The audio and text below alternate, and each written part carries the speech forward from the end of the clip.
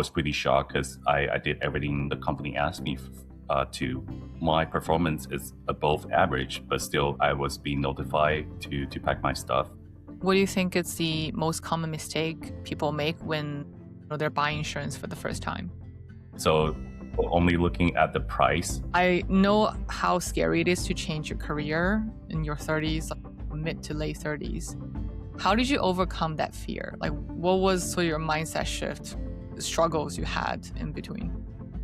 I would say number one, Hi, I'm Kelly. Welcome to Kelly Talks brand. In this podcast series, Tea with Kelly is where we talk about wellness, growth, and personal branding. Your subscription really helped me produce more content like this. Thank you for being part of the journey. Hi, Leon. Welcome to Kelly Talks brand. For people that don't know you, do you mind introduce yourself? sure. First of all, Kelly, thank you so much for introducing me for the podcast today. So my name is Leon. I'm an insurance broker. I'm located in Toronto, Ontario. I look after property and casualty insurance. So most likely that people are more familiar with like home, auto, business, and travel insurance. Me and Leon, we've been friends for I don't know how many years, over 10 years at this point. I would say probably close to 15. Leon has always been working in the corporate world, like for Lenovo, computers, and recently just moved into insurance. Do you mind sharing what made you leave sales role in Lenovo and the corporate life and move into insurance? Sure. Actually, 3 years ago, Lenovo made the decisions. I was one of those that got let go. Mm. At that time, I was pretty shocked because I did everything what the company asked me to. And my performance is above average, but still at the end of the day, I was being notified to pack my stuff. And I did try like in different other fields, but it still turns out that those other industry are not what I want to do as my second career. So one day, suddenly, after I watched a YouTube video, the guy was talking about a book that could help people to find the path of their life, right? So I followed those questions and I start asking my friends those key questions to find what's the true value of myself.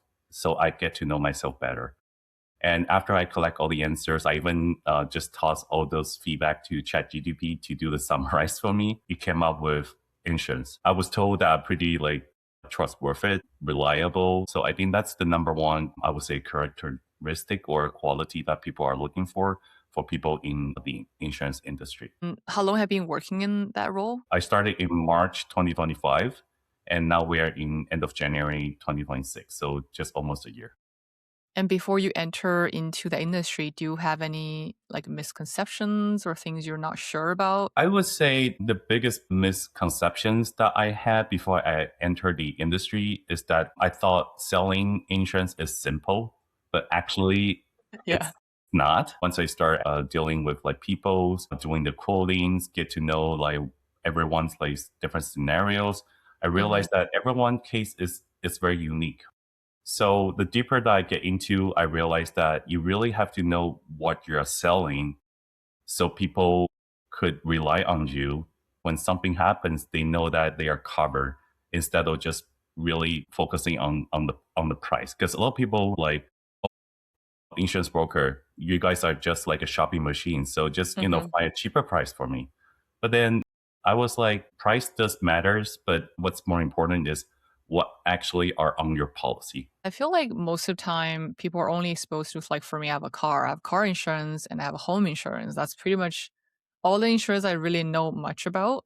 If you were to explain insurance, like what it actually does to other people, how would you use it in like simple terms to explain what it does? Imagine there's a small communities of like, let's say 10 houses, and that everyone is sharing the risk. And one day, one of the house got on fire, but it was a small fire, so it got put down fairly quickly. However, the damage could cost like, let's say 10 grand. So that 10 grand of the repair cost got shared among the 10 houses. So everyone is chipping in like 1 grand to cover the loss of it. So pretty much that's the simple way to explain the concept of insurance. Yeah. That's why like your premium goes up when if you ever claim something because it means you're higher risk. Um, because premium, it's just that single figures, right? But behind that, there are so many different like factors that would affect the ratings.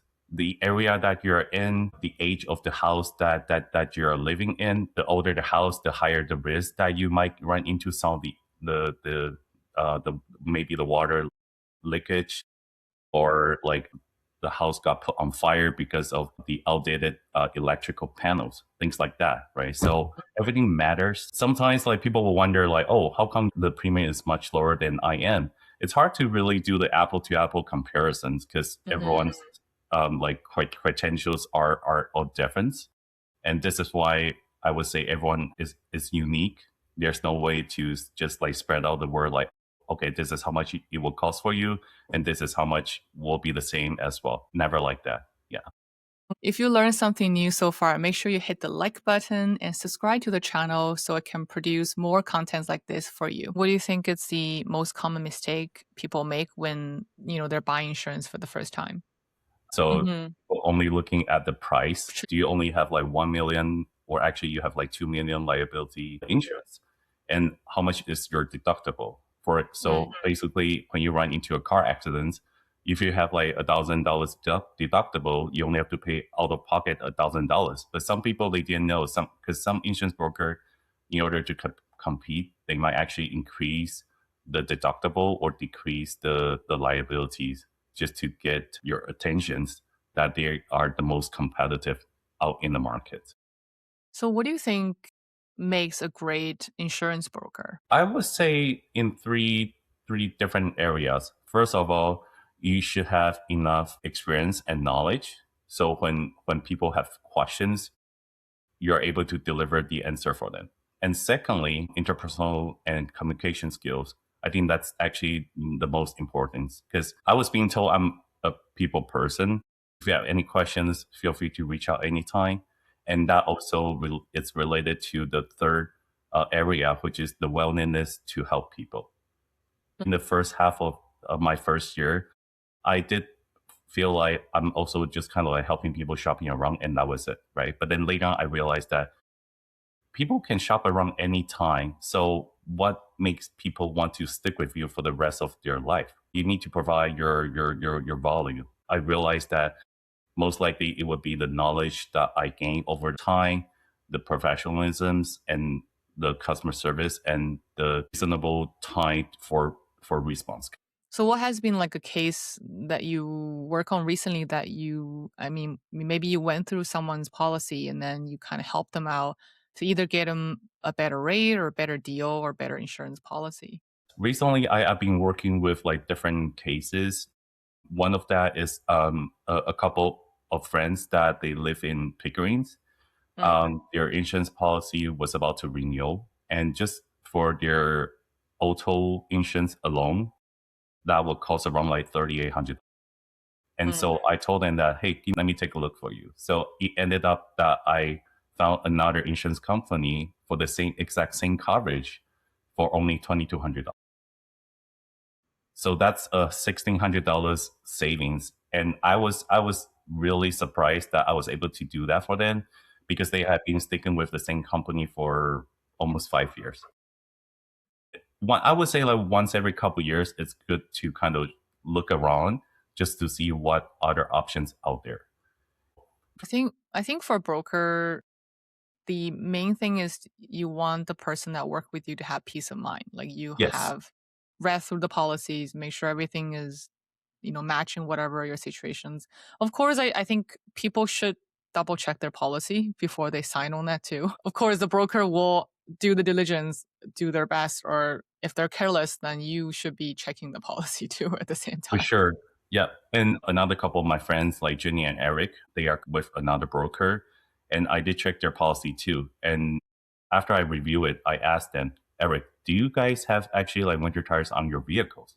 And he was like, no, why would you ask that? And I was like, well, on your policy, the broker assigned the winter tire discount on your policy. So technically, you're supposed to install or equip like winter tires on both of the vehicles.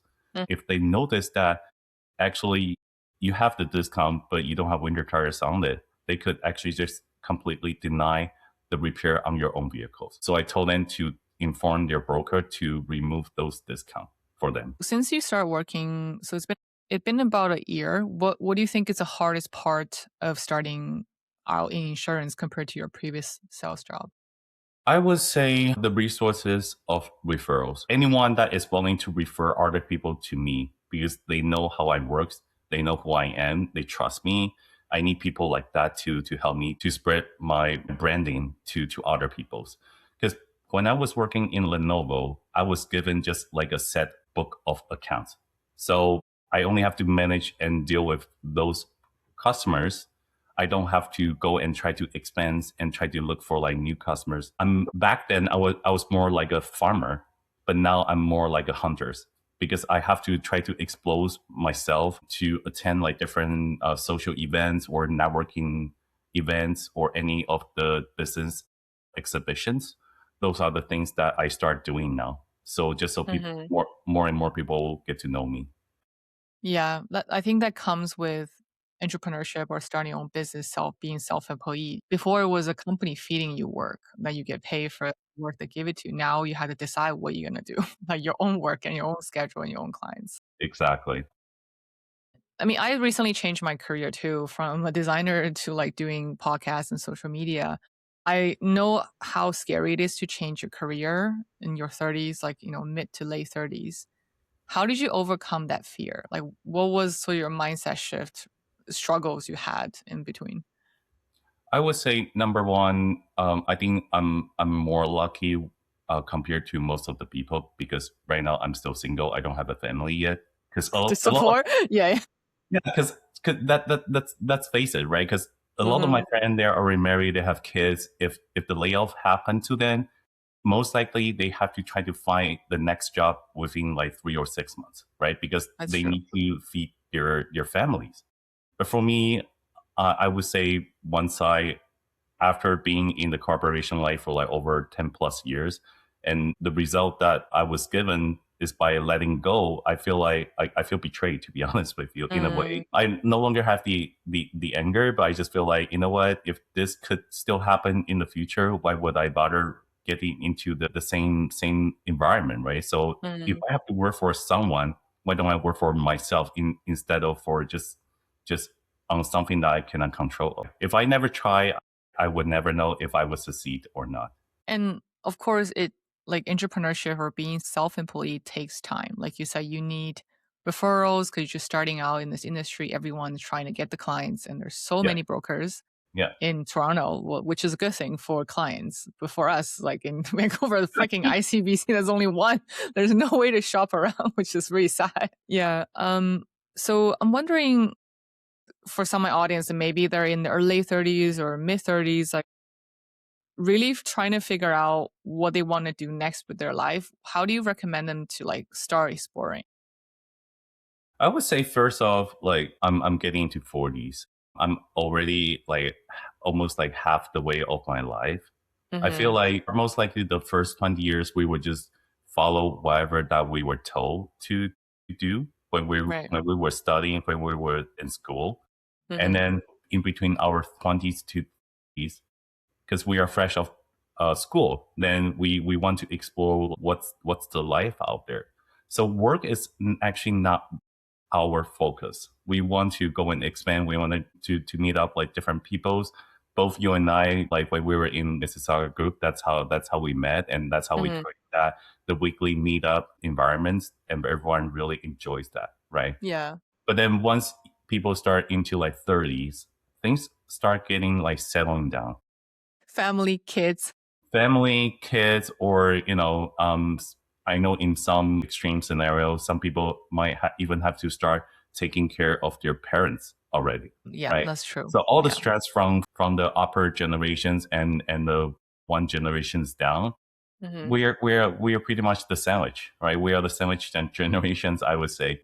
But if you do have the chance, if you feel like you have some savings, or even if you are married and you have kids, but if you are able to communicate that with your partners, like, hey, this is something I really want to try. If we could, then yes. If we not, then we set up like a deadline.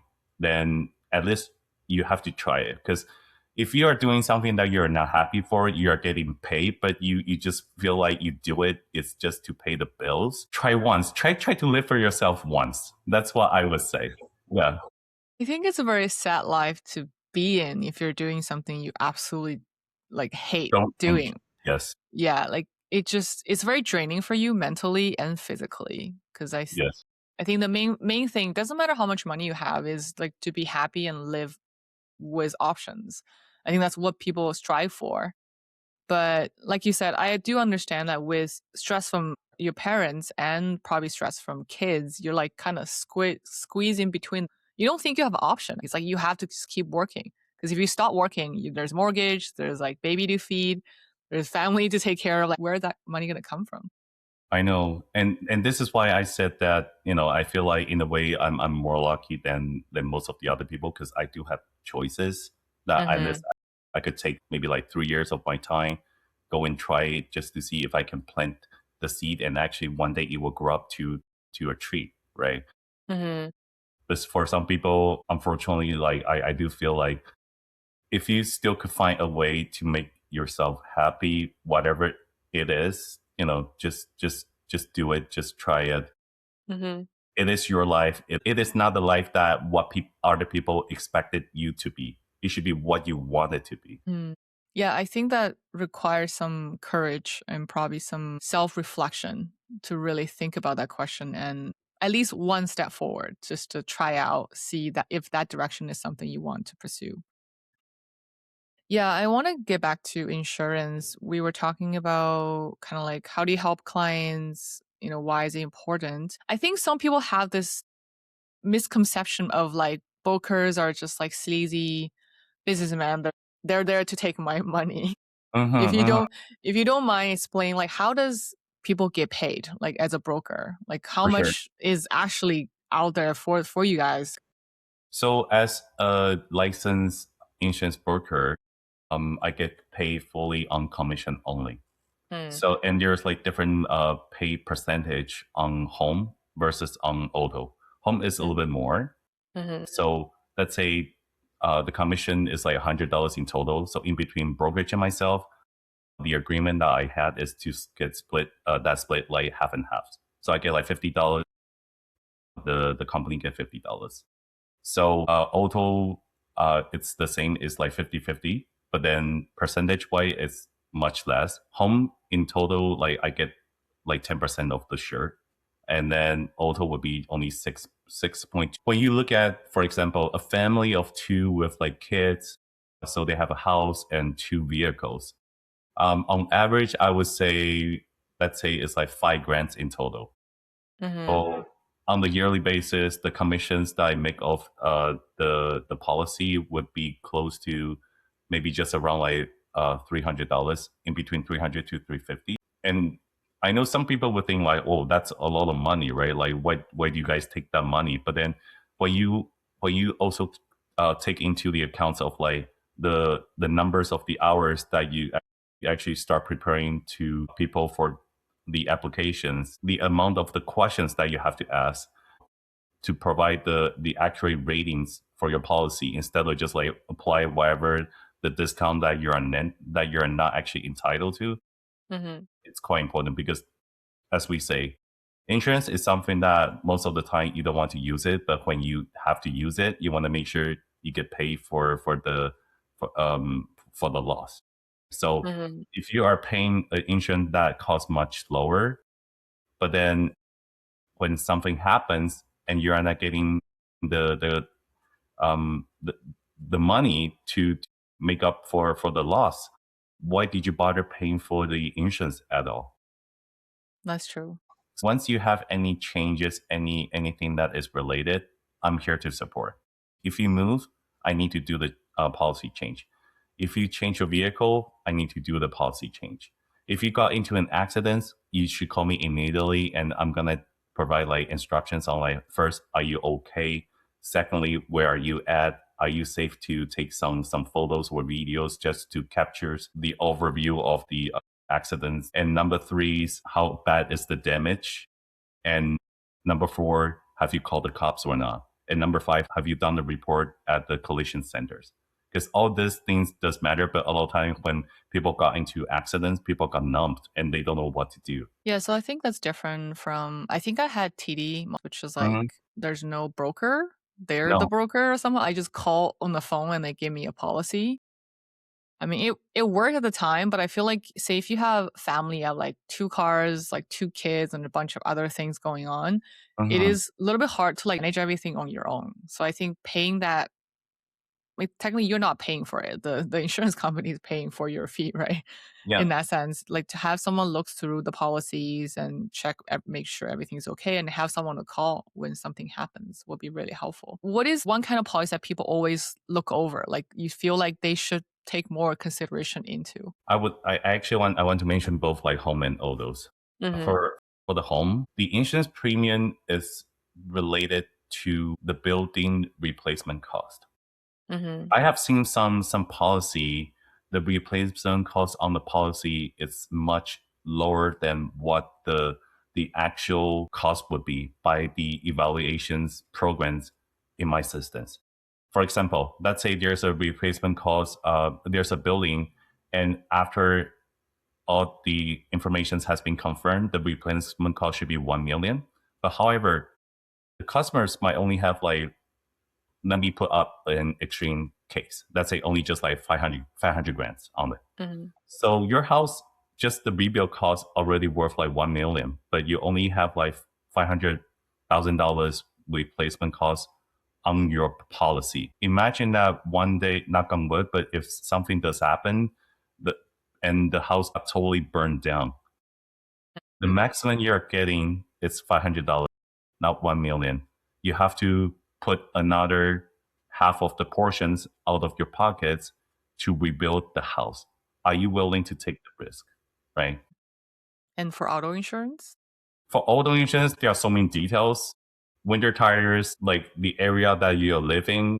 I know some people they try to lower down their rates, so they would actually put the address elsewhere. I Mm-hmm. strongly don't recommend people doing. I've seen that happen too many times. Yes, yes, and that's the thing, right? Like I said, if you are insured, you want to make sure you're getting the compensations. I know you try to save some money, but the money that you're saving versus the risk of that you're getting denial of your claims. I think this is something that people really have to think about to make the adjustment based off that. That's true. You mentioned the hardest part is getting referrals. Like, how do you usually look for referrals? Like, what is the process of you kind of getting new clients to work with you? I believe if you're good, people will spread the good words of you. But the thing is, it takes some time. Hmm. So I'm still in my first year. I already got some like referral from my existing clients. So I feel Hmm. great about because that means they trust me, they believe in me, they are confident to introduce their friends or families to me. Hmm. So I'm more than happy to help them out on that, right? But then other than the regular referrals from my existing pools, I need to attend different networking events, get to know people, talk to people, understand Hmm. what they do. But then you have to be the person next to him and tell them that even though you're not my clients, that's okay. Feel free to reach out anytime if you have like any insurance related questions. Because this is my way to present myself, right? I want people to feel like I'm the source for them that they can reach out anytime. I don't want to be like, hey, let me help you to find cheaper pricing. Then guess what? That went back to what we just talked about. People think broker are just like shopping machine. That's not what I want it to be. Yeah, I think it takes a level of probably trust and relationship with someone. I mean, switching the insurance is probably not that hard, but the process of answering all the question over again, like it's like, oh my God, this is more paperwork. Yeah. Sometimes more Hmm. like a hassle, I think, for people Hmm. just to Hmm. not want to change. Unfortunately, for an insurance company, it's a collections of data, right? So Hmm. they do the analysis. So that's why they give out like different ratings to different group of peoples. Hmm. Married people are the auto insurance will be cheaper than the singles. Females will be cheaper than the male. And some areas, some cities would have like higher premiums compared to the others. Is of the frequency of the car accidents that happen in that area. So everything does matters. There are some documents or some ways that we can help people to get rid of some of those like questions. For all those, we have reports that we pull for people that we get to see for their insurance history and also whether they have any like conviction tickets in the past 3 years. Other than those reports, some people, they don't actually recall when they get their like G1, G2, or the G license in Ontario. So in Service Ontario, there's a $12 driver's license history reports that people can just pay for, and they will just print out your history. So that's another way that once you pay once, you keep the copy. Then in the future, all you got to do just send those documents to the broker that you want to work with, and he or she can just use those data. They can just use that for doing the quotes for you. So if people want to work with you, how could they get in touch? Feel free to reach out, like, email, cell phone, WhatsApp. I use WeChat. I'll leave your contacts down below. For sure. So we have this tradition in our podcast. The previous guest will leave a question for the next guest. Okay. The question for a previous guest for you, which is very fitting for today's topic. Her question for you is, how do you overcome fear of uncertainty and fear of failure when you're working for yourself? Good questions. I would say I was trying to recall what I did when I made the decisions of becoming an insurance broker myself. I was talking with my parents, like my mom and some of my relatives, like closer relatives and friends. I think this helps. Back then, when I made that decisions, it was not because I listened to what they say. It was actually, I already had the decision made inside my mind. It's just that I need the confirmations, or I want to hear different suggestions from the people that are surrounding me, right? So I think I just need that reconfirmations from the people. But then most of the time myself, I don't get hesitant easily. So because most of the time I know what I want, and once I made up my mind, I just kind of just go and do it. But I do appreciate like the people that are around me to give me that positive go ahead, like, hey, go ahead and try. Then that'll give me the powers to really to just try.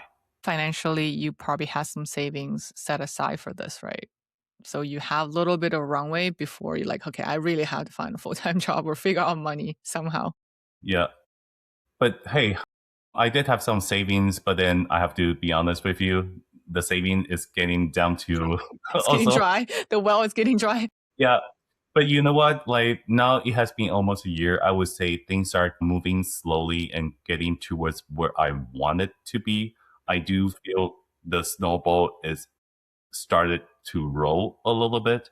So that's a good sign. The other day I was just thinking of my savings. So thank you for bringing that up. I was even telling myself, hey, if I have to, I'm okay to, be a Uber driver part-time just to support myself. But insurance broker, this is something that I feel like I want to do it, because first I can help people saving the monies or understanding their policy. Secondly, I can make money myself. Then right. It takes time, maybe like part-time jobs to pay the bills to get to where I want it to be. And what question would you want to give for our next guest? If there's a chance that you're able to tell the same you from 10 years ago, what would you tell him or tell her? Awesome. That's a great question. Thank you for sharing your experience, Leon. Thank you so much for hosting the podcast. Thank you, Kelly. If you liked this episode, you might also like this one.